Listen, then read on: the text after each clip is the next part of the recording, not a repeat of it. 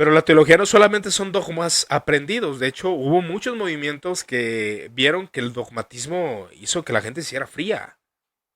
Y curiosamente, hermanos, yo veo que mucha gente está intentando levantar aspectos de la reforma, dogmas, doctrina, sistematizaciones. Pero hubo un tiempo en la iglesia que se empezó a hacer mucho el dogmatismo. Y la gente entró en un enfriamiento muy impresionante. Era un enfriamiento muy impresionante. La iglesia, estoy hablando por ahí del año 1800. La iglesia tenía buena teología, tenía buenos desarrollos ya. La doctrina calvinista ya tenía la confesión de Westminster, ya tenía el Sínodo de Dort, los luteranos tenían la confesión de Habsburgo, y así sucesivamente. Pero curiosamente pues se hicieron desinteresados. De hecho muchos llegaron a afirmar que el mandato de hacer discípulos a todas las naciones era nomás para los apóstoles, hermanos. Fíjense, o sea, el dogmatismo europeo llegó a eso. El dogmatismo europeo llegó a esa. La ortodoxia católica, la ortodoxia luterana. Ahora, también hay la ortodoxia de la reforma, ¿no? La controversia del sínodo de Dort.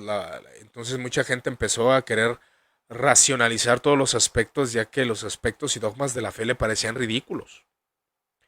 Eso es bastante curioso, ¿no? Pero empieza a desarrollarse lo que se conoce como el pietismo luterano. El pietismo lleva que es muy criticado. No, que el pietismo está mal, pero pues es que es una respuesta. ¿Qué es el pietismo? Bueno, el pietismo es de que la gente empezara a moverse, empezara a actuar, que diera mucha importancia a las almas, que diera importancia a la vida de las personas. Porque el dogmatismo llevó a una frialdad, llevó a una comodidad. El hipercalvinismo precisamente fue una de esas cuestiones que llegó. La iglesia pues estaba conforme. El evangelismo era muy superficial, hermanos. Era bastante superficial. Y él lo que quería era un despertar en la fe de cada cristiano. Para ello apelaba a la doctrina luterana del sacerdocio universal de los creyentes y se sugería que hiciera menos énfasis en las diferencias entre laicos y clérigos y más responsabilidad de todos los cristianos. ¿Qué es esto, hermanos? Sino vivencia, sino experiencia. Algo está fallando en nuestras iglesias. Algo está mal. Hay algo incorrecto. Sí, tenemos muchas doctrinas, tenemos universidades teológicas, pero no estamos haciendo nuestra labor.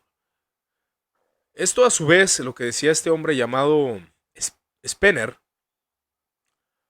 el luterano él, esto a su vez quería decir que debía haber más vida devocional y más estudio bíblico por parte de los laicos, como sucedía ya en los colegios de piedad. En cuanto a los pastores y teólogos, lo primero que debía hacerse era asegurarse de que los candidatos a tales posiciones fueran verdaderos cristianos, de fe profunda y personal.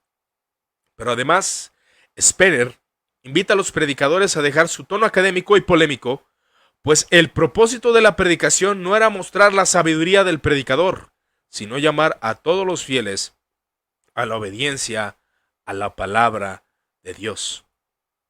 En todo esto, no había ataque alguno a la doctrina cristiana, hacia la cual mostraba gran respeto y con la cual afirmaba estar de acuerdo. Pero sí había un intento de colocar esa doctrina en su justo lugar, de tal modo que no viniera a ser el centro de la fe. El propósito del dogma no es servir de sustituto a la fe viva y personal.